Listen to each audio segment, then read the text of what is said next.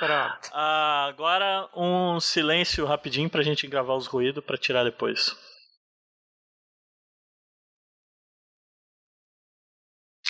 Ok, então vamos lá. Os ouvintes não sabem dessa parte, né? Eles nunca escutam porque é mudo. Mas eles deviam saber que a gente, todo começo de gravação, a gente faz um minuto de silêncio, né? Porque a gente acredita muito nas forças superiores do universo. Que pois besta! É o Chuck tá aqui pra isso, pra ser besta, né, Chuck?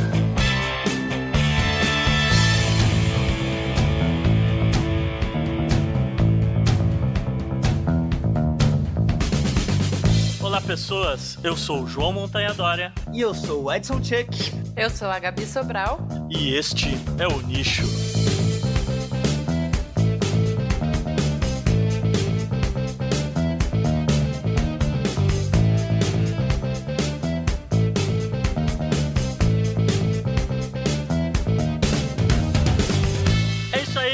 Chegamos aqui para mais um episódio do Nicho Podcast. Hoje com o meu amigo Chuck aqui novamente. Fala, queridos ouvintes. É mais uma vez um prazer inenarrável, quase sexual, estar em vossa presença, fazendo mais um Nicho. 13º episódio, né, Montanha? 13º, fechamos um ano. Isso porque ele não considera o meu primeiro episódio como sendo o primeiro, né? Mas enfim, então somos um ano de Nicho. Mas mesmo assim, Chuck, esse é o primeiro episódio que vai sair depois que completou um ano no dia 15, que foi quando saiu o seu episódio. Então, de qualquer jeito, é o episódio pra comemorar um ano, não importa. Um ano.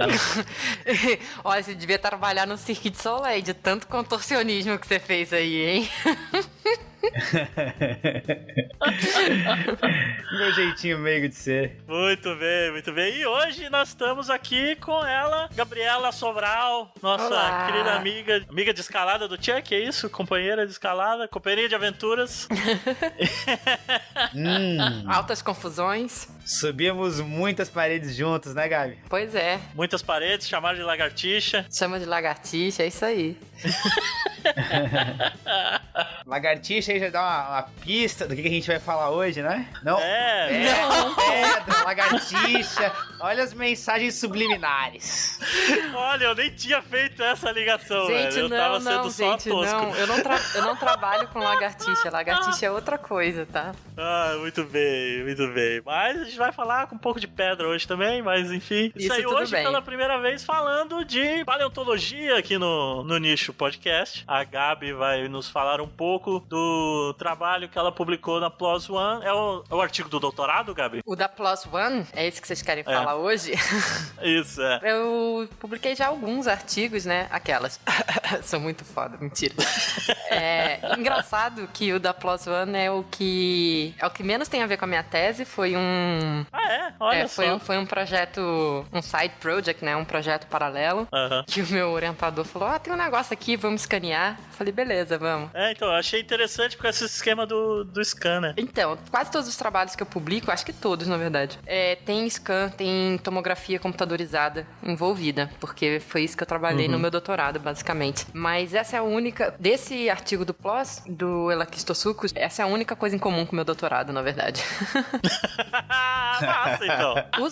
Os outros artigos, né, o da Royal Society, que também é open, né, é open access. Sim, sim. E o do The Journal of Vertebrate Paleontology, que são os meus artigos mais da tese mesmo.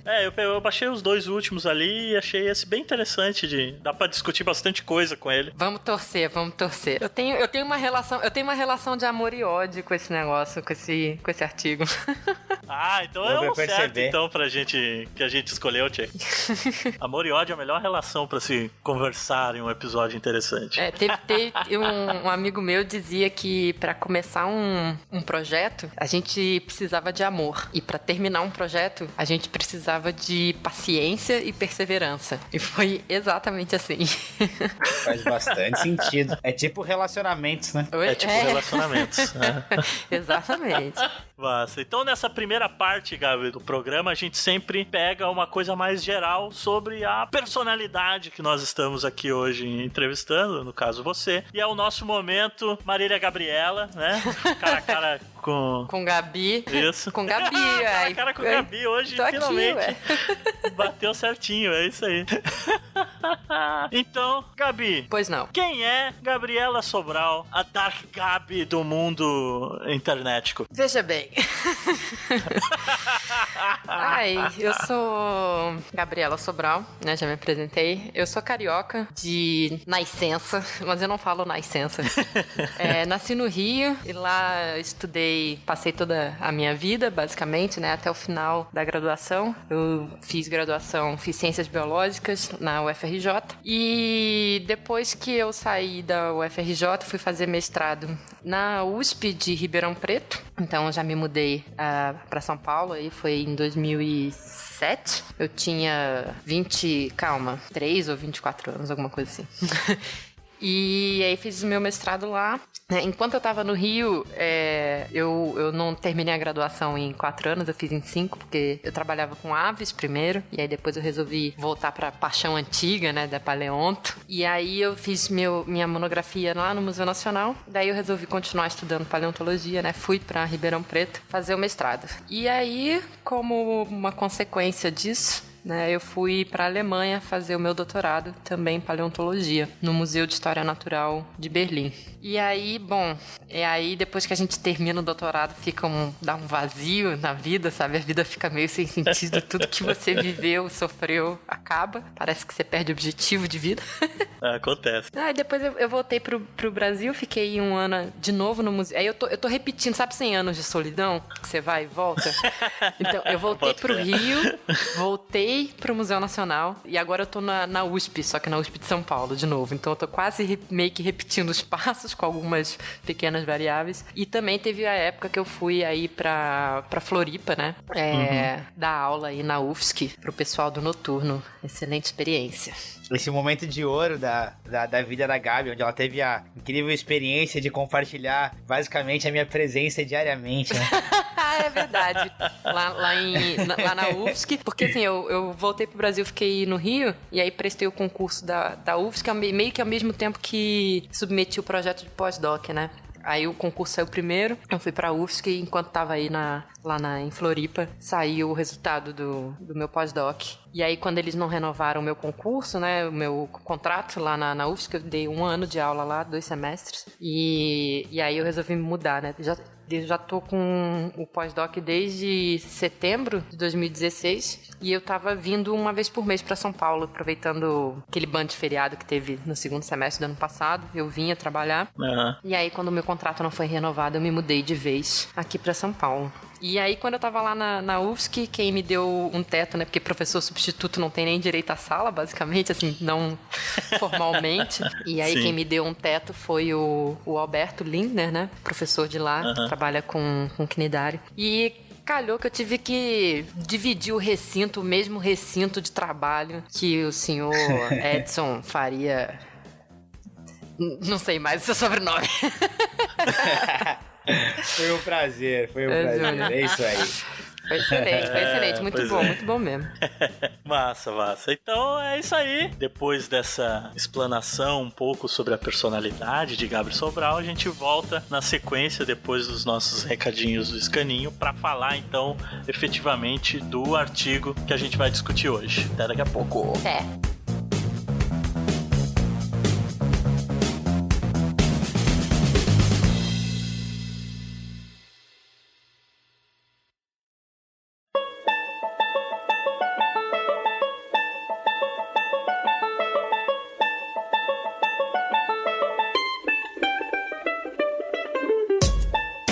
Chegando agora aqui pro Escaninho do Niche Podcast, aqui onde a gente deixa os nossos recadinhos pra você. Hoje estou aqui na companhia do meu amigo Chuck. Escaninho, né? Mesmo com o sistema de correios brasileiro quase em decadência, nossas mensagens continuam funcionando, já que a gente não depende deles.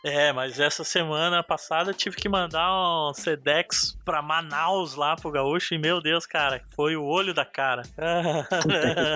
Mas vamos então entrar e passar para vocês as nossas redes sociais. Entrem lá no Facebook, facebook.com/onichopodcast. Curta a nossa página e fique por dentro de tudo que acontece no nosso mundinho podcastal aqui. Se você quiser curtir a minha pessoa, única e exclusivamente, você me acha lá no Twitter, @montanhadória. Não esqueça também de curtir a nossa página no Facebook da revista de Ciência, Natureza e Aventura, parceira do Nicho, facebook.com/Explora Magazine. A Explora em breve trará novidades muito interessantes. Exatamente. Então fique conectado que talvez 2 meses no máximo teremos muitas boas novidades por lá. E se você quiser saber um pouquinho mais da minha pessoa, conhecer um pouco mais das minhas aventuras pessoais e um pouco do que acontece nos bastidores da Explora, me siga lá no Instagram, @EdsonChuck. É isso aí, o Chuck mostra umas fotinhas assim, meio artística até, no meio de umas pedras, né? No meio do mar, embaixo do mar. Isso. Não é 18 mais ainda, mas né, quem sabe de...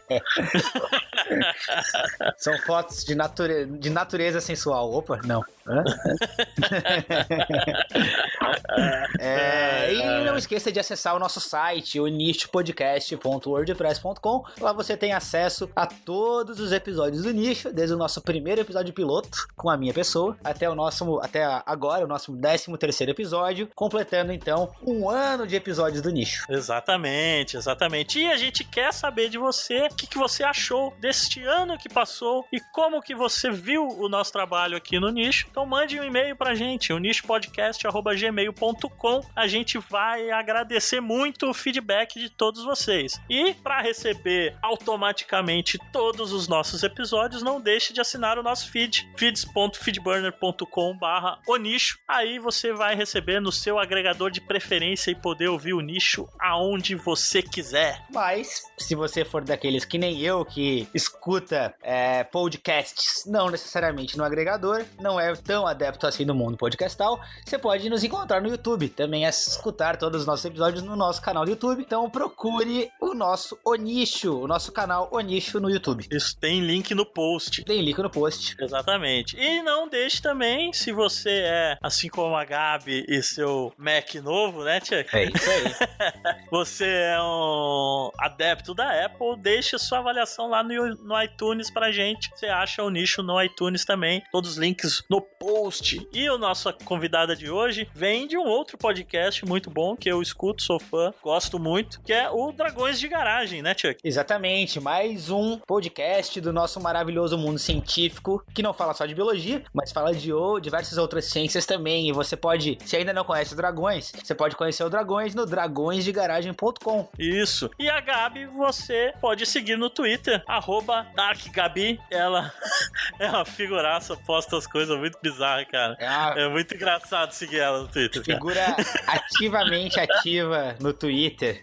Não é que nem eu que posta de vez em quando, ela posta todo dia um monte de coisa. Tenho certeza que a hora que ela encontrar aquele fóssil completo de dinossauro, ela vai correndo gritar no Twitter. Com certeza. Quando ela procurar e não encontrar, ela vai correndo e xingar no Twitter. É isso aí. E agora a gente volta então pro nosso episódio para começar o nosso papo com a Gabi aí sobre o trabalho dela lá na Plus One. Até a próxima! E tenha um excelente episódio! Obrigado!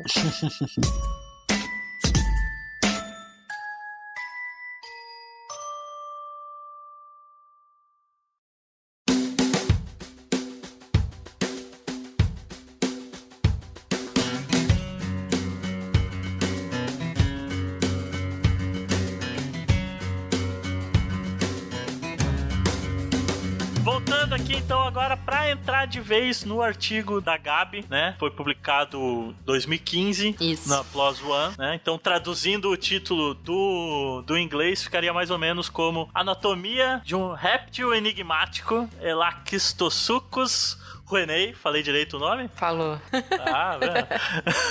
Reptília diápsida do Triássico Superior da Alemanha e a sua relevância para a origem do Sauria. Nome impactante, eu diria assim, o título.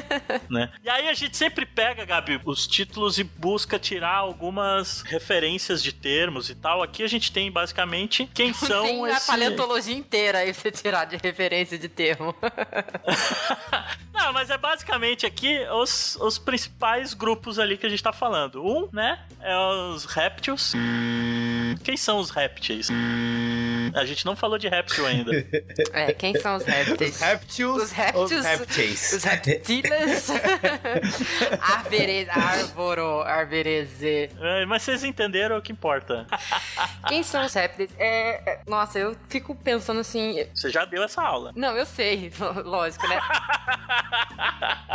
É que eu tento ser sempre o mais específico possível, né? Então, os répteis são um grupo de vertebrados. Então, eles são animais. Não estamos falando de planta, nem de vírus. Estamos falando de animais e vertebrados. Ou seja, aqueles que têm ossos que possuem coluna vertebral. Os répteis, do jeito que a gente entende atualmente, é o grupo irmão. Ele é mais proximamente relacionado, dentre todos os outros vertebrados, aos Synapsida, que é o grupo que inclui mamíferos. E, atualmente, ele inclui todos os répteis viventes que nós conhecemos, que são as cobras e os lagartos, as tartarugas e os jacarés e crocodilos, e também as aves, né? E uma caçambada de grupos fósseis, dentre eles os répteis marinhos que apareceu no Jurassic World, né? No filme, que é o Mosasaurus.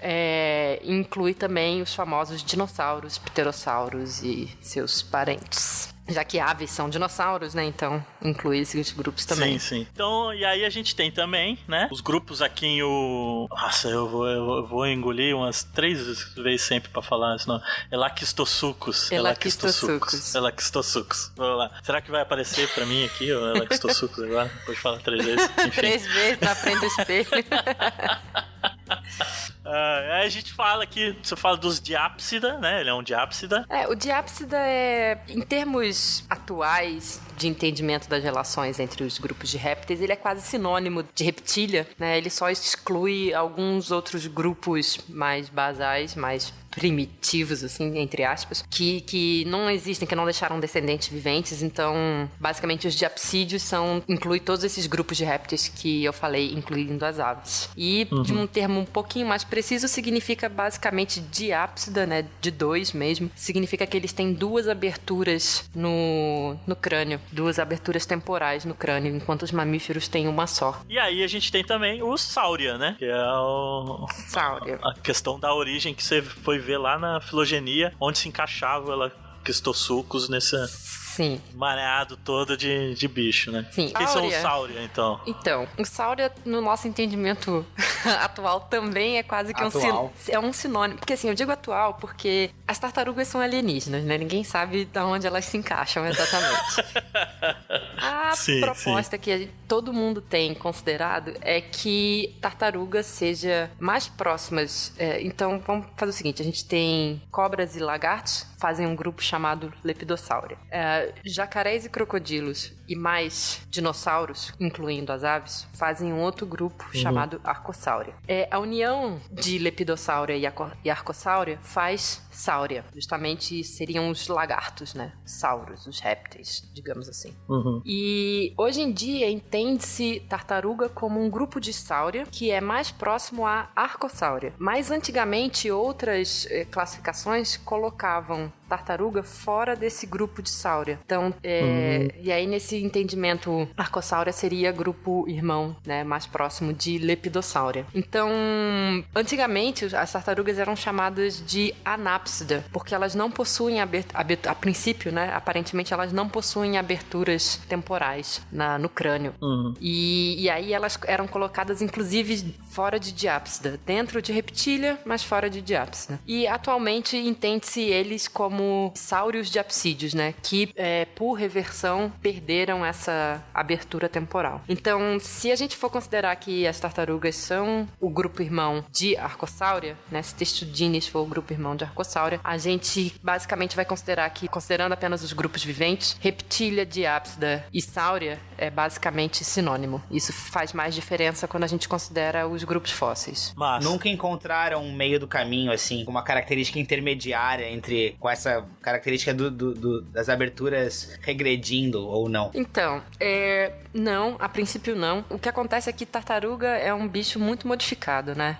Eles têm uma anatomia muito peculiar e as primeiras tartarugas que se conhecem, né, as mais antigas e as primeiras, elas já são basicamente tartarugas. Durante muitos e muitos anos, né, muitas décadas e séculos aí, as primeiras tartarugas já eram tartarugas. Então, simplesmente não sabia onde a gente não tinha formas intermediárias, digamos assim, formas que a gente chama às vezes de transicionais, né, uma transição entre um estado e outro. E aí achava-se que as tartarugas eram uma forma primitiva de réptil, em que você começa, porque os primeiros répteis lá acho que é no Carbonífero, eles não têm aberturas temporais. O crânio é parecido também com o de tartaruga. Então eles achavam que a tartaruga era um grupo primitivo de répteis, que depois o grupo que teria dado origem à tartaruga também deu origem a um grupo que acabou com dois buracos na cabeça, né, que são os diapsídeos. E hoje em dia a gente já entende isso como uma reversão, mas a gente achou um ou outro fóssil intermediário, mas ainda é essencialmente uma tartaruga, apesar de ter uns cascos esquisitos. Então, não, a princípio a gente não tem um fóssil que seja... Agora tem, talvez, o Papocheles, né, que é um fóssil da Alemanha também, que a princípio seria a tartaruga mais antiga, mas é um ou outro. Agora, no momento, a gente tem acho que 2 ou 3 fósseis que seriam considerados mais intermediários, e o resto tudo já são tartarugas prontas, sabe? Então fica muito difícil saber onde elas se encaixam. E o que eu aprendi com tudo isso? Que quando a Gabi se apresentou, então, você podia simplesmente ter falado que você sempre trabalhou com dinossauros, né? Afinal, você trabalhou com dinossauros e aves? É verdade. É verdade. Mas isso é uma mera coincidência? Acho que não sei. É porque no momento eu tô trabalhando com jacaré, né? E aí os jacarés, eles não têm nada a ver com dinossauro. Quer dizer, é grupo irmão de dinossauros, né? E aves. Mas são bem, bem diferentes. Se foi coincidência, eu não sei. Talvez. Assim, talvez eu fale um negócio agora que vai me comprometer, assim. Se eu for olhar bicho vivente, eu sempre fui, e até hoje eu gosto muito, vidrada em mamífero. Acho que como quase todo ser humano, né? Gosto muito de mamífero, sempre gostava muito de mamífero quando era criança, cavalos, baleias e alguns outros. Mas sempre fui muito apaixonada também desde criança por dinossauro. Então, quando eu entrei na faculdade, eu fiquei louca, porque na minha turma tinha uma menina que estudava dinossauro. E eu falei, nossa, eu preciso pedir estágio onde ela trabalha, porque ela já trabalhava no Museu Nacional. Mas eu falei, não, hoje em dia eu sou uma pessoa que gosta de várias outras coisas em relação à biologia, então eu vou dar um tempo, vou esperar. E aí acabei indo pra passarinho, pra aves, né? Não passarinhos necessariamente, mas eu não sei se tem alguma coisa a ver, né? E aí quando eu fiquei sabendo que aves eram dinossauros, porque eu só fui aprender isso fazendo estágio, inclusive, né? Eu fiquei mais fascinada ainda, né? E aí foi tipo um mundo se abriu pra mim. Então eu não sei dizer se foi... Acho que foi coincidência, porque eu só fiquei sabendo disso depois, mas... Mas foi uma feliz coincidência. Exato. E aí a gente chega pros últimos termos aqui, que são algo, acho que fácil de você explicar pra gente, que é a paleontologia e os fósseis, né? Paleontologia estuda só fóssil? Já entra aí a pergunta. Sim. Paleontologia estuda só fósseis. Tem umas partes da paleontologia que agora você me apertou sem me abraçar. Porque meu interesse sempre foi biologia, né? Eu fiz biologia. Mesmo dentro da paleonto, eu sempre me interessei para a parte mais animal da paleonto. Então, algumas coisas técnicas de geologia, pode ser que eu fale besteira. Eu peço perdão pelo vacilo. Mas tem algumas áreas que por exemplo, a tafonomia, que eu acho que é bioestratigrafia, que é meio que uma interseção entre a paleontologia e a geologia, e aí o enfoque não é exatamente o animal em si, entendeu? A tafonomia, ela estuda como que os ossos foram parar naquele lugar, naquela posição, entendeu? Então, tipo, se um bicho morreu perto de um rio, foi arrastado até outro lugar. Se o bicho foi enterrado, estava numa toca, a toca desabou, foi enterrado. Se o bicho simplesmente morreu e foi enterrado de alguma maneira, ou se ele sofreu ataque de intempérie, quanto tempo ele ficou exposto, e aí alguns carniceiros, né, se alimentaram nele ou não, enfim. Tem isso, a tafonomia estuda essa parte de fossilização e como que o bicho foi parar onde ele tá, na posição que ele tava. E aí você estuda os sistemas, sei lá, sistemas fluviais antigos, enfim, é toda uma parte que envolve muita geologia também. Mas é que muita gente confunde paleontologia com arqueologia, né? Então... Isso, tem que explicar que é o filme errado, né? Não é Indiana Jones, é o Jurassic Park, né? O enfoque da antropologia sempre foi a parte social e cultural humana, né? A paleontologia e a antropologia e a arqueologia têm uma sobreposição, né?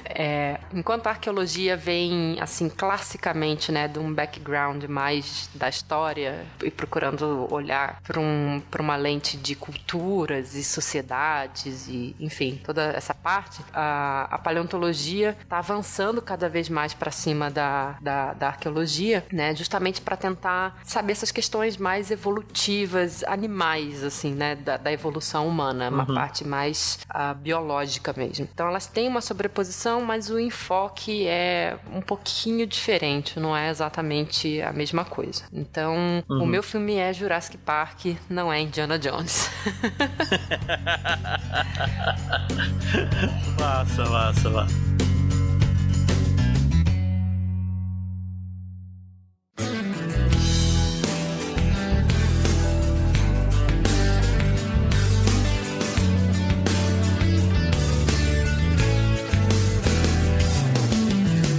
E aí a gente chega aqui, então, pra ver então, como a gente vai tratar de fósseis. A gente precisa primeiro identificar um fóssil, né? Então, como é que é essa diferenciação para poder chegar numa rocha e diferenciar o osso fossilizado, ou o rastro, ou a concha, ou o que quer que seja, né? Que tá ali fossilizado, da própria rocha em si. Porque o fóssil, ele não é o osso, né? Digamos assim. Ele é um molde. Ele é um molde, né? De rocha do osso antigo. Ele não é tecnicamente nem osso nem rocha mais, né? Então, como é que acha um fóssil? Eu não sei.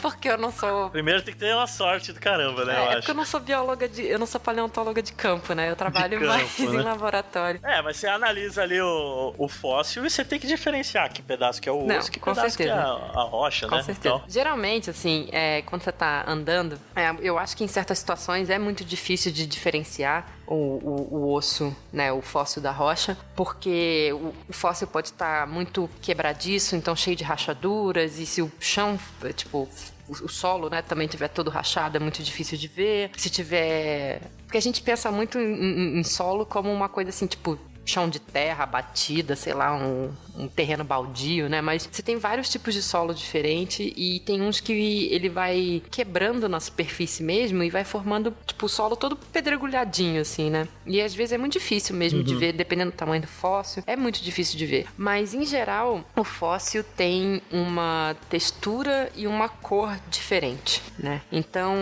para alguns lugares é mais fácil de achar, para outros lugares é mais complicado, né? O fóssil, ele não vem bonitinho como a gente vê nas exposições e nas fotos, isso requer toda uma preparação desse material, mas tem que ter um olho muito bom. Eu acho que nunca consegui encontrar um fóssil, tipo, acho que já consegui encontrar um fóssil no campo, mas assim, alguém já tinha achado um perto, então tinha um indicativo ali que já tinha um fóssil. Agora, ali tinha alguma coisa. Agora sair buscando, assim, eu realmente nunca achei. Eu não tenho um olho bom pra isso. E uma vez, e a gente trabalha às vezes muito em barranco também, né? Paleontólogo trabalha muito em barranco.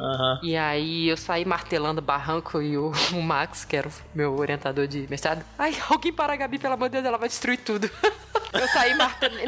Não tinha. No final das contas, não tinha fóssil no barranco. Mas ele falou assim, galera, é aqui, ó. Pode martelar aqui. Eu saí igual animalzinho. Aí ele falou... Delicadeza. Então, ele, não, Gabi, tem que ser delicado. Eu falei, você mandou destruir. Eu achei que era pra sair metendo o louco. Ele, então, não. Então, não sei se eu sou a melhor pessoa pra dar pra contar essa parte da paleontologia. Massa. E aí, você falou então que você é muito mais de laboratório mesmo, de pegar o fóssil já coletado ali e trabalhar em cima dele, né? No caso do artigo e dos outros também, né? Que você fez, tem descrições completas do fóssil e tal. Como é que se começa a descrever um fóssil? Que a gente pode imaginar que começar a descrever um bicho qualquer, você começa por fora e tal, mas o fóssil tá ali, tá tudo quebrado, tá em pedaços, você tem que montar. Como é que é esse processo? Bom, Antes eu acho que seria interessante, só já que a gente tá falando um pouco de paleontologia para os ouvintes, falar como é o processo mais ou menos de coleta, né? Então, como é que é esse processo de coleta do fóssil e depois o tratamento do fóssil no laboratório em si? A partir do momento que você acha o fóssil, você tem que levar ele para casa, né? Geralmente o fóssil ele é muito frágil e aí você não vai trabalhar ele no campo, né? O que você vai fazer geralmente é coletar esse material, né? Pegar esse material e levar para o laboratório. Só que a gente também não pega o osso, extrai o osso da terra, né? Da rocha e leva ele para casa pro laboratório bonitinho para ele ser analisado. Geralmente o que a gente faz é, ao invés de, digamos assim, cavucar certinho para já tirar o fóssil, a gente delimita uma área ao redor do fóssil e tira aquele bloco com rocha, com um pedaço de solo junto, assim, sabe? Já aconteceu de tirar um pedaço de solo, chegar no laboratório e limpar e não ter fóssil nenhum dentro? Não. O que geralmente você faz é, você acha o fóssil, aí você cavuca... Um pedacinho. Tipo, você acha um pedaço de fóssil, aí você cavuca ao lado, assim, e prepara aquele bloco pra levar pra casa. O que acontece é que... Já que eu tô engraçadinho hoje, você se importaria de conjugar pra gente o verbo cavucar? Eu cavuco, tu cavucas, ele cavuca. Nós cavucamos, vós cavucais, eles cavucam. Olha Isso é no só. presente do indicativo.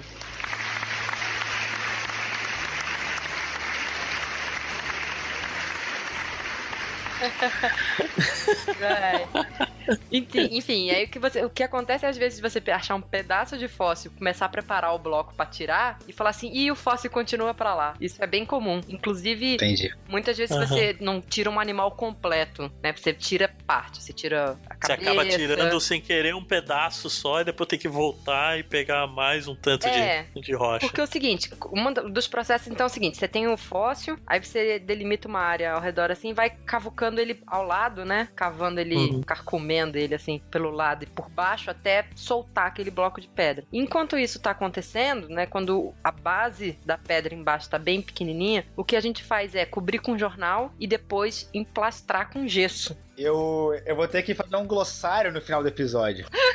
Já tem cavucar, carcomer e emplastar.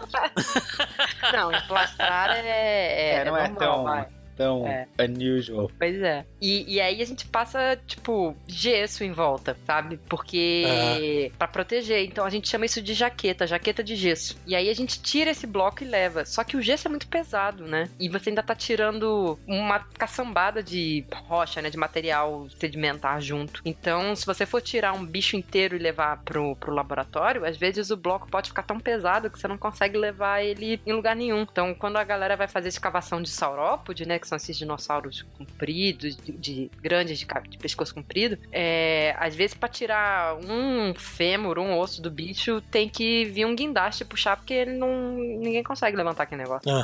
Porque o bicho é gigante, né? E aí cada pedaço vira um pedaço enorme também. Massa. E aí, Gabi, depois que faz isso, você falou do campo, lá no campo. Mas e aí no laboratório? Quando chega no laboratório, o que você faz com esse bloco de gesso e solo e fóssil ali pra poder extrair efetivamente o fóssil mesmo?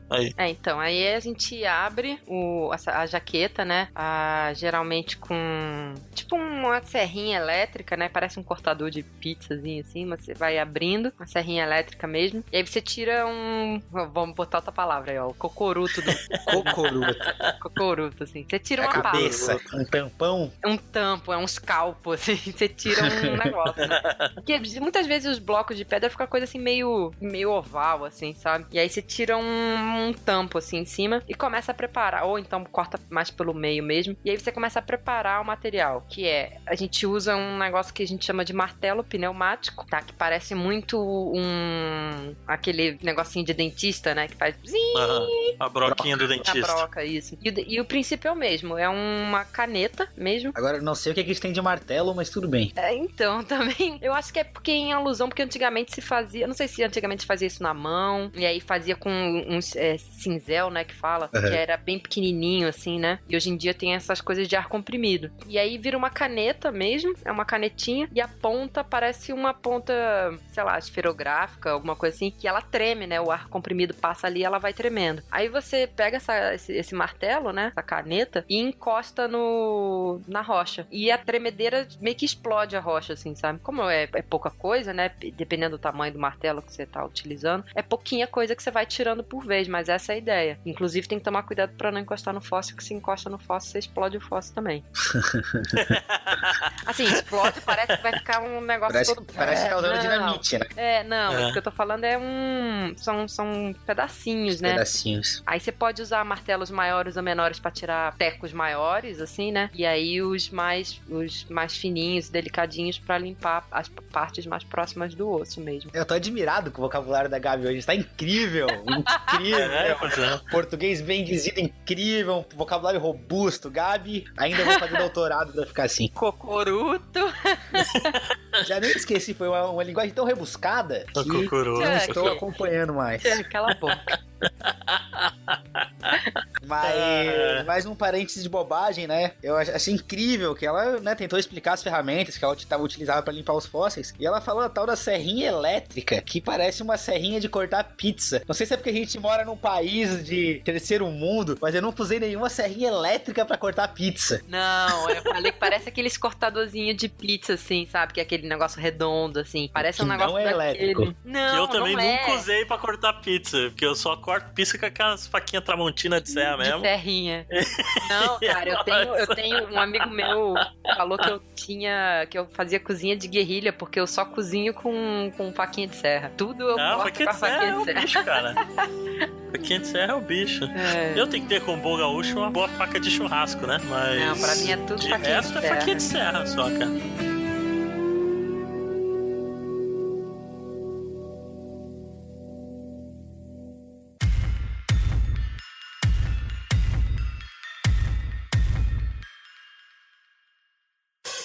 Mas, Gabi, depois então que vocês limpam o fóssil, né? Tiram o que tem de gesso ou o que tem de rocha, o processo seria, já na sequência, descrever o fóssil, fotografar, fazer molde? Qual que é o caminho mais tradicional, assim? Depende da importância do fóssil. Geralmente é descrever ele, e aí mais ou menos atenção vai ser dada de acordo com a importância dele, assim, em relação ao local, ou enfim, se é um... Porque muitas vezes, né, mas não precisa ter uma análise filogenética toda vez pra saber mais ou menos o que é um fóssil. Você já consegue dar uma olhada, assim, e muitas vezes saber o que mais ou menos é, né? Onde que encaixa. Isso. Então, dependendo do se um fóssil é importante ou não, mas digamos que, bom, num processo normal, acho que seria descrever o fóssil. Você pode descrever o fóssil num contexto mais amplo, do tipo, eu achei um novo sítio fossilífero, e aí tem esse fósseis que a gente achou lá, ou você pode descrever o fóssil em si, entendeu? Entendi. Dar uma atenção maior pra aquele bicho. E aí, Gabi, agora partindo então pro fóssil mesmo que você trabalhou, né, do Elaxtosuchus, como é que foi essa história desse fóssil antes de você pegar ele na mão e começar a reavaliar? Porque ele já você fez uma redescrição desse fóssil, né? Sim. Então, esse fóssil ele foi descoberto lá quando estavam fazendo as obras lá da rodovia, lá na Alemanha, né? Daí ele foi classificado como uma coisa no começo, né? Então ele foi achado, foi descrito, uma descrição em alemão que eu penei pra caramba pra traduzir, porque o cara era, nossa senhora. Enfim, e aí ele foi classificado como mais próximo dos arcossauros, né? Dos jacarés e das aves. E aí, na década de 60, foi outro cara e falou, não, inclusive publicou na Nature, um artigo super simples, falou, não, esse bicho não é mais próximo de arcossauro, né? Que na verdade não tinha esse nome, né? Era um outro nome antigo chamado tecodonte. Falou, não, mas esse bicho não é um tecodonte, né? Hoje em dia é um grupo que não existe, mas são de bichos mais aparentados aos arcossauros. Ele falou, não, esse bicho não é um tecodonte, esse bicho é um rincocefálio. E rincocefálio é o grupo da tuatara lá, do Sphenodon, que é um bicho que existe até hoje, que só tem ele, né? É a única espécie remanescente desse grupo. E ficou por isso mesmo. Ou seja, então ele foi classificado primeiro como próximo dos arcossauros, depois como próximo dos lepidossauros e, tipo, nada ver com uma coisa com a outra, né? Depois foi jogado pro outro lado. O meu orientador, ele já queria ter dado uma olhada nesse bicho, mas é daquelas coisas que a gente pega, não vou fazer e tal, e aí fica na gaveta, né? E aí, como eu tinha escaneado, tava escaneando bastante coisa pro meu doutorado e tava lidando bem com a máquina, eu tava desenvolvendo bem a técnica. Ele falou assim, por que você não dá uma olhada nesse bicho aqui? Eu acho que vai ser interessante, porque acho que ele é um crâniozinho, né, como dá pra ver aí na figura 1. Ele é só um crâniozinho pequenininho. E ele falou assim, eu acho que tem coisa dentro, preservada dentro desse bicho. E aí, se a gente conseguir ver algumas coisas do palato dele, que é o céu da boca, né? Se a gente conseguir ver algumas coisas de palato e tal, de repente a gente consegue classificar melhor esse bicho. Falei, beleza. E aí eu escaneei, deu certo, né? Foi bem... Eu apanhei um pouco pra escanear esse bicho. Foi um pouco difícil, ele é menor do que os bichos que eu tava acostumada a escanear. E aí foi isso, deu certo. E aí eu comecei a descrever ele, né? A redescrever. Então, daí eu já tinha uma base, era fácil de... Eu já só ia, né, corrigindo ou confirmando o que eles já tinham descrito. E aí, quando eu peguei o arquivo para descrever as coisas novas, né, que, por exemplo, que estava dentro, eu tive que simplesmente começar a descrever qual que é a forma geral. E eu não sabia que bicho que era, né? A gente não sabia que bicho que era. Então eu peguei vários artigos de referência de grupos que eu tinha potencial de ser próximo, né? Desse bicho cair como próximo nas análises. E comecei a ler descrições, né, até para comparar, para saber se era isso mesmo. Sim. Ao longo da descrição no artigo se compara muito com uma porrada de outros bichos, isso, né? Pra ver o que é parecido, o que não é e tal, né? Justamente porque eu resolvi deixar assim, ao invés de só dar uma descrição mais pura, porque eu tava tentando entender também que bicho que era esse, né? Eu tava tentando entender, assim, óbvio que o que eu acho não necessariamente quer dizer que é verdade, né? Então, não é que eu tentei classificar o bicho antes de fazer a análise. Sim. Mas eu queria ter uma ideia, assim, queria saber se eu podia, pelo menos, começar a desconfiar o que era. E eu achei muito interessante depois deixar essas descrições, porque a gente não chegou a conclusão nenhuma, e pra mostrar mesmo como tem muita ambiguidade pra ver esses bichos muito, muito basais, justamente porque as descrições são muito antigas, então elas são muito superficiais, a galera não liga, então esses bichos têm pouca revisão, tem pouca gente trabalhando com esses bichos, e aí eu comecei a usar isso de base, né? Inclusive eu usei até sinapsídeos de comparação, que é lá do grupo dos mamíferos. Sim. Porque em algum momento os proto-mamíferos e os proto-répteis, digamos assim, são muito parecidos. E aí eu peguei isso como base também, né? E aí por isso que eu também comparei bastante. E isso é uma das formas, você pode simplesmente descrever o que você tá vendo, ou você pode comparar. Também, se você já tem uma ideia de que bicho que é, você pode comparar com outros materiais já conhecidos. É bacana essa comparação. Achei que ficou legal, assim, de dar uma ideia já pra você até, porque como é fóssil, né? Você não tem o bicho inteiro, você tem uns pedaços que tá quebrado, né? Então, como resolver esse tipo de coisa, essas distorções, né, que o processo de fossilização acaba dando, porque você tem que acabar imaginando como poderia ser também, né? Sim. Então, esse bicho tá bem preservadinho, mas ao mesmo tempo não tá, assim. Porque ele parece melhor do lado de fora, né? A cor dele tá bem diferente, a matriz. A foto dele parece muito bonitinho, parece que tá inteirinho o crânio e tal, mas na verdade não tá, né? Não tá. Mas já na foto dá pra ver, na figura 1, E e F, dá pra ver que tem atrás do bicho, assim, né, atrás do olho, tem um troço que tá caído. Então é isso mesmo, a parada é como se tivesse desmoronado ali atrás. Então toda a parte de trás do crânio do bicho tá bem caótica.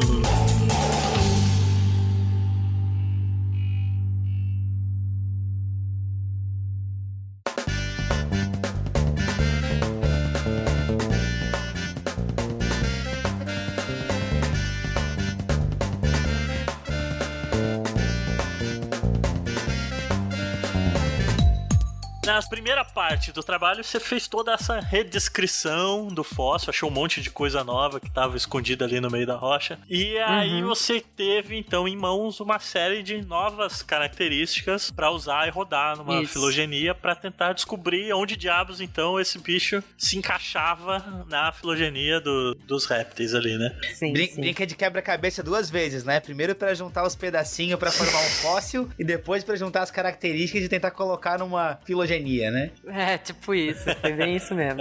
E aí, pra você fazer essa comparação, você escolheu duas árvores, duas matrizes de dados que já tinham sido publicadas, de dois autores diferentes, que logicamente é morfológico, porque a gente tá falando de fóssil, né? Então, nos trabalhos anteriores, dos episódios anteriores aqui do nicho que a gente viu sobre filogenia, o do Caio e do Ale, os dois trabalharam com filogenias moleculares, né? Então aqui a gente tá tratando de uma análise morfológica, porque fóssil não tem mais o DNA ali, né? Infelizmente, não temos a informação molecular. Isso. E aí, mas o que te levou a escolher essas duas matrizes? Por que elas eram as melhores pra você usar ou eram as únicas que você tinha pra usar pra tentar englobar esse bicho? Elas eram, na verdade, as mais recentes, tá? Então, quando eu comecei a trabalhar, na verdade, eu acho que eu comecei a trabalhar com a do Skurra, uma do Skurra de 2014 e a outra do Sheng, né? Shen, 2014 também. Mas uma saiu antes da outra. Então, eu comecei num, depois tive que botar na outra também. Porque essas duas matrizes têm um enfoque ligeiramente diferente, né? Então, a matriz do Skurra, ela lida com a origem de Sauria também, né? Que é esse grupo que inclui basicamente todos os répteis vivos, menos as tartarugas, que as tartarugas são alienígenas. E o do Shen, ele também ele trabalha com essa área da árvore, né? Mas como ele tá tratando basicamente de répteis aquáticos, né?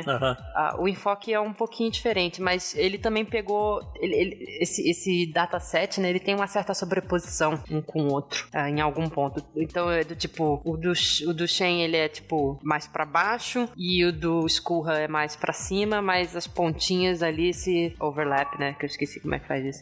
Sobrepõe. E daí elas se sobrepõem um pouco.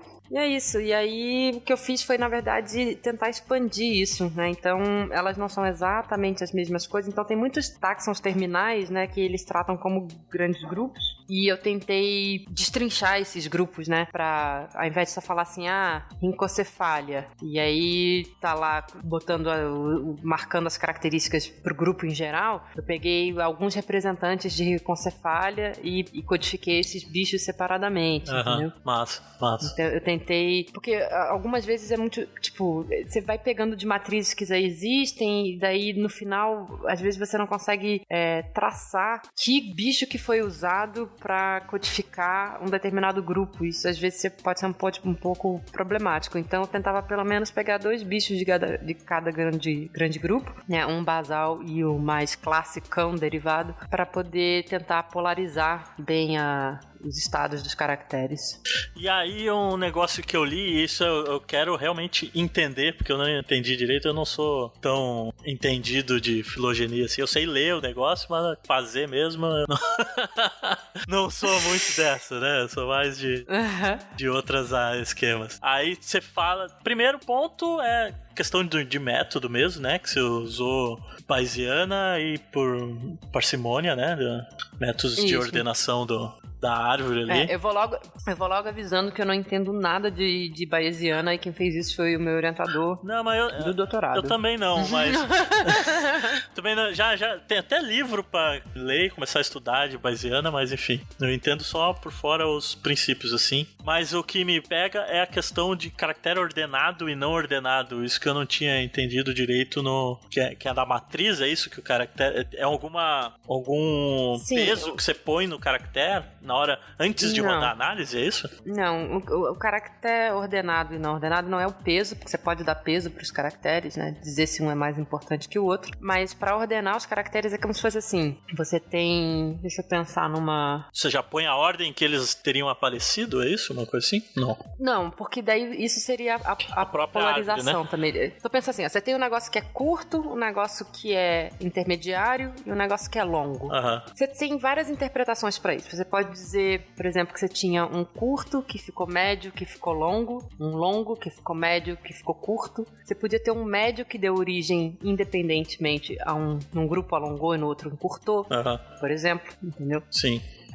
E aí, quando você ordena os caracteres, você está dizendo já qual que é essa ordem. Então, por exemplo, saquei. Quando você tem um curto, um médio e um longo, você vai falar assim, curto vai pro médio e vai pro longo, ou do longo pro médio pro curto. ou é de trás para frente ou de frente para trás. Mas você já não admite a possibilidade de você ter ancestralmente uma estrutura de tamanho médio, e aí num grupo essa estrutura de tamanho médio encolhe e no outro ela diminui, ela aumenta, entendeu? Então você já tá ordenando os caracteres. E aí você dizer se é do curto pro longo, passando pelo médio, ou do longo pro curto, passando pelo médio, isso é a polarização, entendeu? Saquei. Eu acho que isso já dá uma... Eu particularmente não... É que é foda, né? A gente já diz assim, não, em algumas circunstâncias dá pra ver que tem realmente uma ordem, mas é o jeito que a gente tá interpretando, né? Então eu prefiro não ordenar e não pesar os caracteres, na verdade. Pois é, porque eu li isso e eu falei assim, puta, mas isso é tão contraintuitivo, porque pra mim, pelo menos na minha concepção, você tá testando exatamente pra ver se tem alguma ordem, se não tem, né? Você não pode colocar algo que você já imagina que tenha acontecido a priori, senão você tá enviesando a análise, né? Pra mim isso não faz tanto sentido, mas era isso que eu queria entender quando você falava. A não ser que outros trabalhos já tenham sido feitos anteriormente que dão justificativas pra acreditar nesses parâmetros. Mas aí você... Ou então em umas coisas muito... Assim, o grupo que você tá trabalhando, talvez isso importe um pouco menos. Então tem muitas discussões filosóficas mesmo de quando você deve ordenar os caracteres ou não. Eu concordo, eu acho que a gente tem que testar tudo, então por isso que eu também não gosto de... Eu não sabia, eu não saberia defender a ordenação dos caracteres, entendeu? Porque eu, a princípio, eu também não gosto. Eu ordenei os caracteres de uma das matrizes porque os trabalhos originais ordenavam. Aí tem que seguir o que tá feito, senão não dá pra comparar, né? Aí, o detalhe é que, assim, na verdade, a primeira vez que eu fui fazer a análise filogenética desse bicho, eu peguei uma matriz e comecei a modificar eu mesma a matriz. Incluí um monte de bicho, como eu falei. Agora que eu lembrei, até falei um negócio errado. Que eu comecei a destrinchar esses grupos, não sei o que. Eu adicionei alguns caracteres que eu achava interessante. E aí eu rodei uma análise. E aí os resultados não saíram muito ortodoxos, digamos assim. E aí, a primeira vez que eu submeti esse artigo, ele foi não só rejeitado, como esculachado. Mas enfim, aí o artigo foi rejeitado. E aí eu resubmeti e falei, cara, eu não vou passar por isso de novo, correr esse risco. Aí eu peguei esses dois artigos que já estavam prontos. Falei, vou só botar o bicho na análise. Então foi isso que aconteceu. E aí, como já tava ordenado, eu deixei ordenado. Seguiu o que já tava, né? Padrão, né? Pra poder comparar. Pois é, eu não quero mais sofrer, sabe? Eu só quero...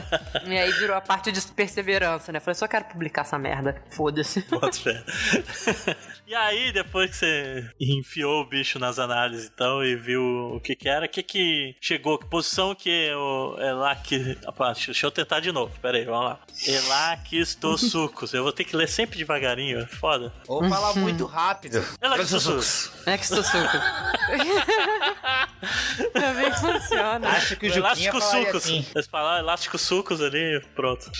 Elástico-sucos, não. Não é elástico.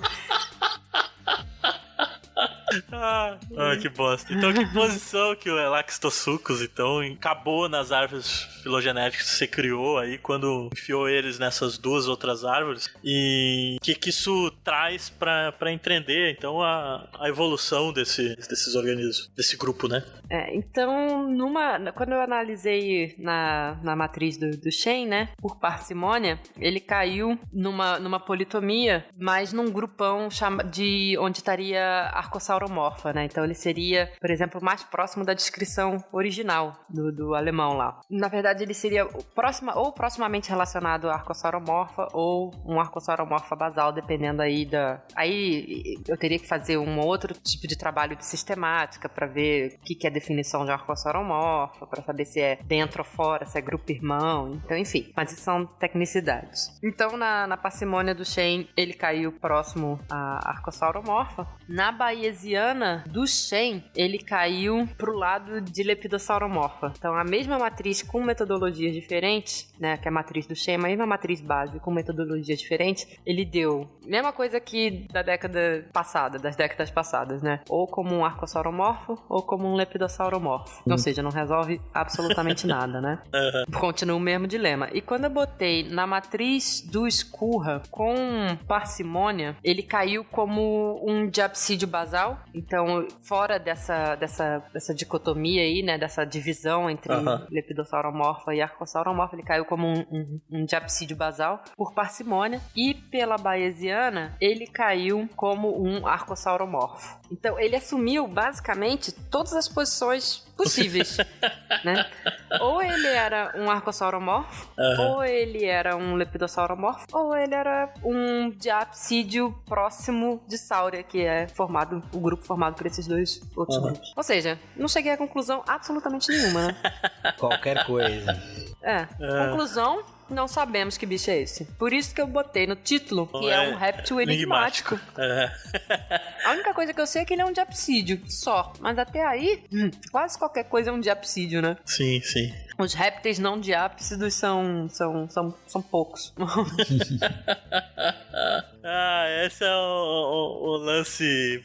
Eu vou dizer que eu gosto desses resultados, assim. Dá uma raiva do caralho, mas eu acho legal isso. Cara, são super importantes mostrar o gap do conhecimento, né, cara? Vai que em algum momento alguém acha um fóssil melhor, já tem esse background. A gente, de maneira geral, só costuma se esforçar bastante a publicar quando dá aquele resultado relacionado, aquela hipótese que a gente gostaria, aquele resultado claro, bonito, assim. Mas tudo é claro, tudo é resultado, né? O que é engraçado é que, assim, né, na década de 50 achavam que o bicho era A. Na década de 60 falaram que o bicho era B. Aí eu falei, não, agora, sei lá, 50 anos depois, eu vou resolver isso aí. Tomografia, raio-x, tridimensional, vamos resolver essa bosta aí.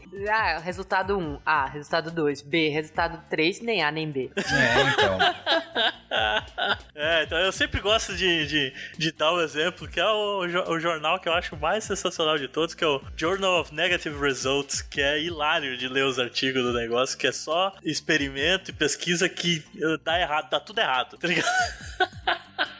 É sensacional, cara. Se procurar ciência, é ótimo isso. A ciência também caminha pra frente com os erros, né? Então. Mas isso não necessariamente é erro, né? Esse que é o grande lance. Não é aquele resultado que você espera, que você acha. Isso pode indicar que a gente precisa encontrar mais fóssil, incluir mais característica nas análises, de repente, ou mais bichos que não entraram na análise para poder você ter um rol maior de possibilidade de cruzamentos e poder, enfim, então ter um panorama melhor? Então, no caso da origem de Sauria, o que... Inclusive, esse artigo, uma das coisas boas desse artigo é que eu não consegui publicar minha tese de mestrado por N razões, N motivos, e eu tive umas conclusões com esse artigo semelhantes na minha dissertação de mestrado, então eu incorporei algumas discussões da minha dissertação aqui.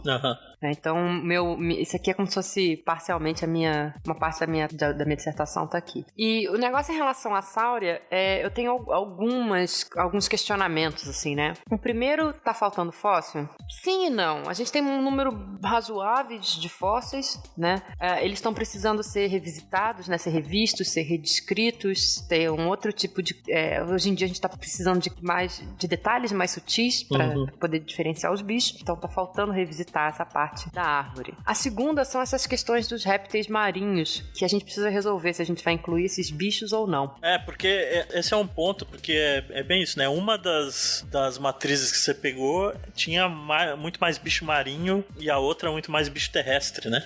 Então, durante muito tempo as pessoas simplesmente ignoraram os répteis marinhos, né? E o problema dos répteis marinhos ele é parecido com o de tartaruga. As pessoas não conseguem muito bem fazer o link entre as formas marinhas e as formas terrestres, né? Porque admite-se que eles vieram de ancestrais terrestres como as baleias, assim, né? Eles seriam um tipo de baleia da época. E aí a gente não consegue fazer esse link dessa transição e aí nunca ninguém sabe onde eles se encaixam. Então tem muitas análises que ignoram os bichos aquáticos justamente por dizer que eles são muito modificados e que se a gente tá falando de bicho terrestre, a gente tem que ignorar os bichos marinhos. O que eu às vezes me pergunto tudo bem, as formas transicionais seriam excelentes, é o que a gente tá buscando. Então a gente precisa, por exemplo, sim tentar achar esses fósseis, né?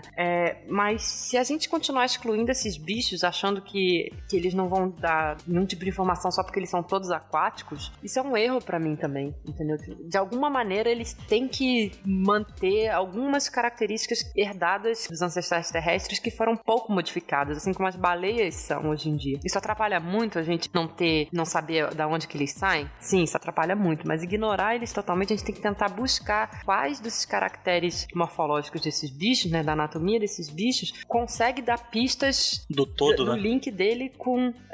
do link terrestre dele. Então, só ignorar esses bichos não vai adiantar. Até porque, muito provavelmente, teve um monte de migração do terrestre pra água em grupos diferentes, né? Assim como nos mamíferos, né? Aí é uma questão. Existe essa discussão, se todos esses grupos formam um grupo só, né, um grupo monofilético, ou se são irradiações independentes da Terra para a água. Existem, inclusive, teorias de evolução de tartaruga, de que tartaruga estaria incluído próximo de um grupo desses aí, entendeu? A tartaruga não era alienígena?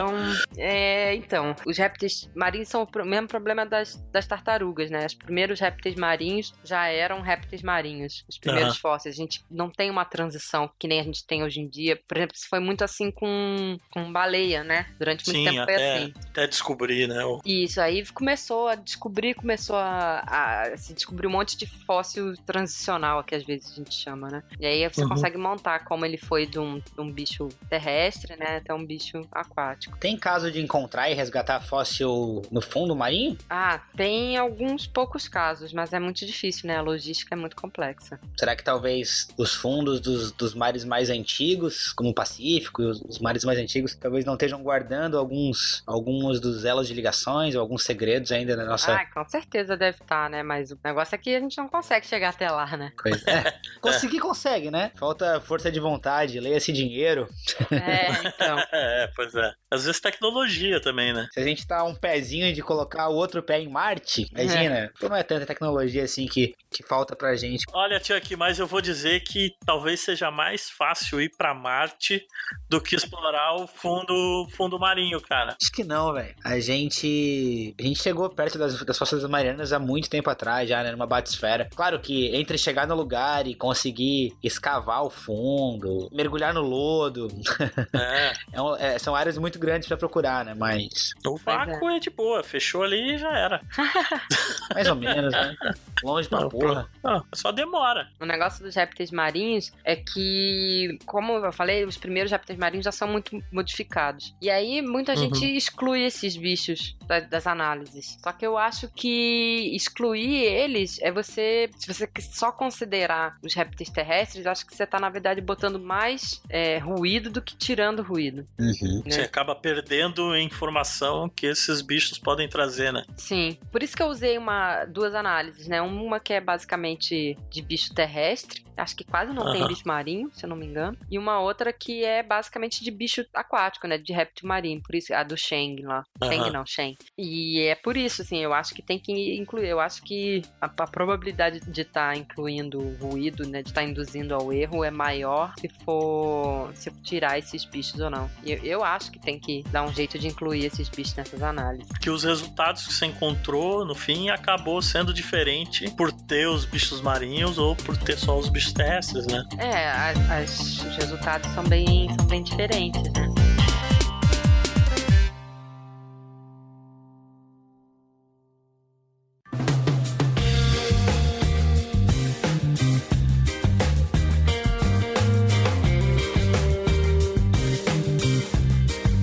Mas o que eu ia falar é que quem dera a gente encontrasse dinossauros fósseis super preservados, como um nodossauro que surgiu nas notícias aí nessa última semana, um fóssil de 6 metros, eu acho, que encontraram no Canadá, e que tu olha a fotinho da reconstituição dele, assim, e parece um dinossauro dormido, assim, sabe? Dormindo. De tão inteirão que tem os traços dele, assim, tal. Enfim, quem dera a gente encontrasse muitas coisas, né? E, talvez a gente descobrisse que vários dos nossos achismos, das nossas tendências de interpretar para as características dos bichos que a gente encontra, talvez fosse totalmente diferente. Então, quando você falou isso, Chuck, eu entendi duas coisas, na verdade. Assim, a quem dera que a gente encontrasse. A primeira coisa que eu entendi é que, assim, a quem dera que a gente encontrasse no Brasil. O Brasil tem um potencial de fóssil muito bom. O Brasil tem fósseis excelentes, a gente não tem só fósseis craquelentos, como a gente fala, né?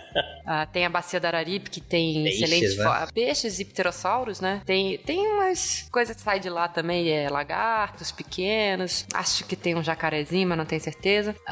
O problema de lá, né? A pena de lá é que tem pena também, mas o problema de lá é que são em 2D, é tudo achatado. Mas a gente tem fósseis muito bons, especialmente de crocodilomorfos, né? Da região de Minas Gerais e um pouquinho aqui de São Paulo, né? Do interior de São Paulo, de Marília e de Uberaba, que tem fósseis muito bons, muito bem preservados, assim. Então, no Brasil a gente não tem nodossauro, a gente tem bastante crocodilo, então ele aparece com vários crocodilos que a gente tem aqui, aparecem com aquelas placas nas costas que a gente chama de osteodermas, né? Que não são exatamente escamas, mas dá aquela impressão de armadura. Então a gente tem vários fósseis assim aqui no Brasil. E a segunda coisa que você falou, né? Que pena que a gente não acha só fóssil bom, de uma maneira geral. Realmente, se tem uns fósseis que parece que o bicho tá realmente dormindo, né? Infelizmente não é o caso aí do Elachistosuchus, ele tá meio coisa, mas isso porque depende com aquele negócio que eu falei no começo, né? Depende se o bicho foi soterrado logo depois que morreu, né? Ou se tava vivo ainda quando foi soterrado. Se a carcaça foi trabalhada ou retrabalhada, né? Se o bicho foi comido por carniceiros, desmembrado, se ele foi pisoteado, se ele foi arrastado num rio, entendeu? Então, tudo isso vai ditar a qualidade do material. E o tempo de exposição do fóssil também, né? Então, muitos fósseis a gente acha em solos que são ressecados e aí acaba rachando o fóssil, ou então o fóssil já tá bem na superfície e a própria intempérie do lugar ou outros animais afetaram o fóssil, não mais o bicho, né? Então, o fóssil é enterrado, não sei o que, vai basicamente para as profundezas da terra, né? Porque o processo de fossilização depende de temperatura e pressão também. E aí, quando ele aflora, quando ele volta para a superfície, ele pode ser desgastado, né? Então, várias coisas vão interferir na qualidade de um fóssil. Existem, em alguns lugares do mundo, sítios muito, muito bons de preservação excelente, né? E quem dera que todo fóssil fosse assim. Com certeza ia facilitar muito a nossa vida. Bom, então, como eu gosto de lançar desafios de vez em quando, eu vou lançar um desafio pra Gabi, né? Juntar a profissão com um dos teus hobbies preferidos, né? Que é a escalada. Então, fica aí o desafio de juntar seu lado de pouco expressado de paleontóloga de campo com o seu potencial escaladora e quem sabe se não encontra um fóssilzinho escalando em alguma bacia sedimentar do Brasil, hein? Então, eu conheço paleontólogos que são mais de campo e que escalam também e que precisam de usar técnicas de escaladas para ou acessar um sítio fossilífero, porque tá no topo de uma montanha ou alguma coisa assim, e aí uma das maneiras mais fáceis é pela parte mais íngreme da rocha, né, que geralmente não tem muita vegetação, ou já sei também de escavações na vertical, né? As pessoas acham, tipo, olha lá em cima, tá caindo um fóssil lá de cima. E aí a galera vai e o bicho tá meio que no meio do caminho, né? Não tá nem embaixo nem no topo, e aí você tem que ter umas técnicas de tipo de rapel mesmo. Mas eu acho que os equipamentos utilizados são mais parecidos com escalada industrial, né? Esses equipamentos industriais de trabalho vertical. Isso. Então, acho que os equipamentos são mais parecidos com esses do que o de escalada esportiva, entre aspas, né? Porque tem vários tipos de escalada. Não vamos entrar nessa seara agora. Esse é outro episódio, né? Outro episódio pro podcast de esportes, né? É verdade. Mas massa. É isso aí. E chegando nesse ponto, então, a gente chega ao final do nosso programa aqui hoje. A gente sempre, no momento derradeiro de despedidas, Gabi, a gente abre um espaço agora pra você. Você pode dizer o que você quiser agora, pra quem está ouvindo a gente nesse momento, uma mensagem final aí de perseverança, de emoção, de tristeza, de não esquece esse mundo da paleontologia que é uma bosta, é melhor você ir fazer outra coisa. Enfim, fique à vontade agora. A minha mensagem final eu queria mandar um beijo pra minha mãe, pro meu pai e pra você. Obrigado, Gabi, obrigado. Pra você é pro Montanha ou pra mim? O negócio... Sou eu, né, cara, lógico. É pra Xuxa, óbvio. Minha mensagem final, deixa eu pensar. Primeiro, acho que agradecer o convite, fiquei muito lisonjeada, achei muito legal. Segundo, dizer que essa entrevista me surpreendeu completamente, né? Achei que a gente ia falar dos meus outros artigos mais badalados, né? Tem um artigo meu que ganhou um prêmio, né? Artigos que tem uma conexão um com o outro e que tem conexão com o que eu faço agora. Achei que eu ia contar uma história e que são com dinossauros, né? Então são bichos mais assim que vendem. Então me surpreendeu bastante. Dinossauro vende se é sanguinário, o mó maluco, não os dinossauros como cheio de peninha, colorido e tal. Eu não quero saber disso. É verdade. Fiquei impressionada que o Montanha parece que leu mesmo o artigo. Eu li, cara. Parabéns. Eu li. Demorou pra caralho, porque ele é gigante, velho. Mas eu leio tudo. Mas o Montanha é sempre esforçado. Quando ele pega uma tese pra ler, ele lê todos os capítulos detalhadamente. Parabéns, é um cara... Eu leio, cara. Não, legal. Se fosse deixar pro Chuck ler, Gabi, aí não tinha programa. O Chuck ia escalar, não ia ler. Não culpo. Livre-arbítrio. E a minha mensagem final é que... perseverança, sei lá. Eu descobri muito cedo que gostava de paleonto. Passei um tempo meio longe disso, voltei. Pra estar na paleonto tem que ter perseverança, pra estar na academia tem que ter perseverança, ainda mais nesses tempos de cortes e, enfim, que às vezes você tem que passar um tempo, dependendo dos pais, né, como eu tive que passar, por exemplo. Não é fácil, não é simples, né? No começo eu contei que eu voltei pro Rio logo depois de ter terminado o doutorado, eu voltei desempregada, né? Então fiquei aí na casa de babá e papai. É nóis. Mas eu não sei se eu tenho uma mensagem positiva que não passe por um privilégio, por exemplo, né? Tipo, não, siga os seus sonhos, sempre vale a pena fazer pesquisa com amor. E é bonito, mas a gente precisa comer também, né? E eu tive a sorte de poder contar com o apoio dos meus pais, mas eu sei que nem todos têm essa realidade. E, não sei, eu gosto muito de paleonto, apesar de eu estar me desvirtuando um pouquinho da paleonto no momento, eu tô trabalhando mais com bicho vivente, mais apanhando do que qualquer outra coisa, trabalhando com jacaré, né, como eu falei, que eu também falei que eu gosto mais da parte de biologia, como eu sou bióloga, então eu acho mais fácil entrar na paleontologia pela parte dos bichos, e aí eu tô explorando outras áreas agora, né, biologia do desenvolvimento com tomografia computadorizada, e aí tentando juntar duas coisas que eu aprendi, várias coisas, né, que eu aprendi no doutorado, que é a tomografia computadorizada em si, a paleontologia e o do desenvolvimento, porque eu li muito sobre desenvolvimento durante a minha tese de doutorado. E uma mensagem, não sei lá. Pode falar que é um prazer ter programas de divulgação de ciência, pode falar que o Pint of Science foi muito legal, pode falar qualquer coisa genérica, filosófica ou não. Então ouça aí o Dragões de Garagem também, né? Quem tiver afim, fazer um jabá. É verdade, você não falou que você participa do Dragões de Garagem na sua apresentação. Nossa, é verdade. Olha, eu vou perder meu emprego assim, hein? Faz o teu jabá, mais um podcast muito legal. Fala como que as pessoas podem te seguir no Twitter. É verdade. Então, como eu esqueci de falar na minha introdução e eu peço perdão aos meus amigos draconianos, né, pelo vacilo, eu tô trabalhando agora desde novembro no Dragões de Garagem, né, na equipe. Participei de alguns episódios, inclusive o Chuck participou também, né, da leitura de e-mail do Dito Barões. O Dragões de Garagens é um podcast de ciência, a gente não fala só de biologia, a gente fala de física, matemática, enfim, essas coisas de exata aí.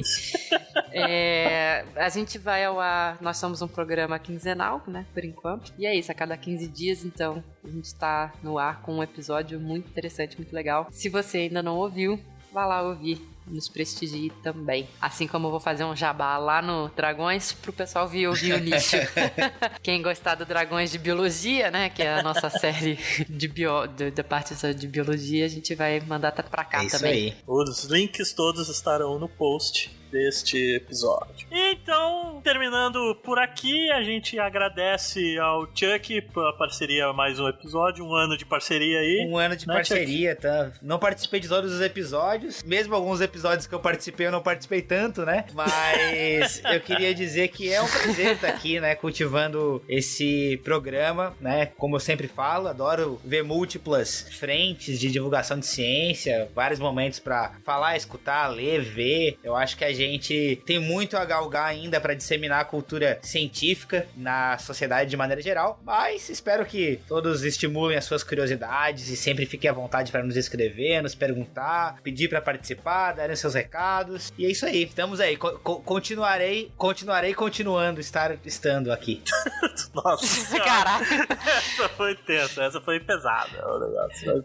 Eu esqueci de dizer também, me sigam no Twitter, @DarkGabi. Arroba o quê? DarkGabi, @DarkGabi no Twitter. Gabi, isso aí. Tudo junto. Tudo junto. Também estará no post. Os links, né? É isso aí.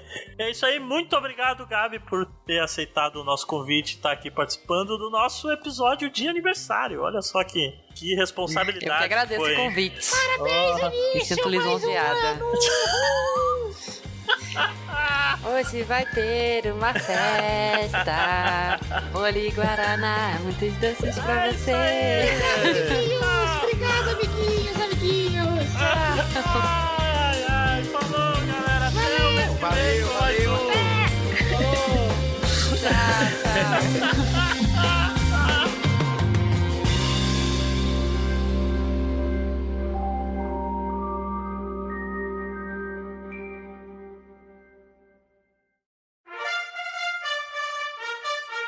Se podcast, se não pode. O que eu queria perguntar, Gabi, é uma bobagem absurda que, sei lá, me veio à cabeça e eu escrevi aqui, porque eu preciso perguntar isso. Tem uma espécie que tava nas árvores ali, que chama Macaco. Huehuequetzalli. Não tem o nome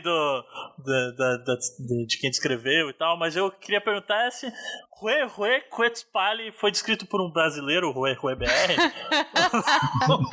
Cara, esse bicho tipo, me dava acesso de riso toda vez que eu escrevia, que eu precisava escrever o nome dele ou alguma coisa assim. Por causa do Huehue? Pois é, lógico, né? Tipo, é o bicho mais brasileiro. Huehuequetzalli, isso é foda. Cara, eu li esse nome, eu falei, caralho, que sensacional isso, velho. Na hora eu escrevi maturidade zero, né? Por exemplo, eu trabalho com ouvido interno, né? Uhum. Então, muitas vezes eu precisava escrever canal semicircular posterior, que é... A gente sempre abrevia como PSC. Você acha que eu não penso em pau no seu cu, alguma coisa assim? Eu não tenho maturidade pra tratar com isso. E só de curiosidade aqui, o Huehuequetzalli é um esquamata, né? Ele é um lagarto, não sabe se iguana ou não, né? E ele é do México mesmo, né? Por isso esse nome, imaginei. É, aquele tipo Teotihuacan, Tlahuia, Tepeche, essas porras assim, né? Esses nomes tudo. Eu lembro sempre que Maia, sei lá. Fica na minha cabeça de um jogo, do Broken Sword, que eles vão pro México e tem o Titipoco, que é um anãozinho que é o guia dos caras no negócio. É muito engraçado, velho. Eles vão lá no templo do Tezcatlipoca. Eu lembro até os nomes direitinho do negócio. Tão marcante que foi. Primeiro fóssil no ambiente natural, assim, que eu vi na minha vida foi no México. Mergulhando numas cavernas calcárias lá, muito doido. Você deu de cabeça lá, não? Não. Foi outro evento. Não evento. Foi, né? Uma coisa é uma coisa, outra coisa é outra coisa. Nessa que eu dei de cabeça, eu vi passarinhos. Viu dinossauros modernos? Viu dinossauros voadores. Ô Gabi, tu já recebeu um disque fóssil desse? Não. Encontrei um osso aqui, você pode vir receber, quer de presente? Não, nunca recebi. Não. E se quiser eu encontrei um fóssil, hoje no almoço. Ah, lá vem. Se quiser eu posso te dar um ossinho de dinossauro de presente. Eu me certifiquei de limpar bem o fóssil antes, eu não usei serrinha elétrica, não usei essa broca de dentista, mas eu chupei bem os ossinhos, né? Comi um franguinho hoje. Então, Montanha, qual é diga próxima que pergunta? dinossauro, ossos de dinossauro no almoço. Olha, são ossos de dinossauro, mas não Eu são errei, né? Eu fósseis. errei, né? Eu comecei você falou errado. fóssil, você Acho que eu falou pensei fóssil. lá na frente, já vacilei, né? Essa tia aqui é. Foi ruim. Tenta de Era novo. essa vinheta. Piada tosca de só o tio aqui. É pra ver ou é pra comer? Porra, eu chamo o Juquinha pra minha casa e ele me sacaneia, hein? Tá Peraí, tocando aí. deixa eu atender aqui rapidão, peraí. Ela bateu a palminha antes de sair. Dragões.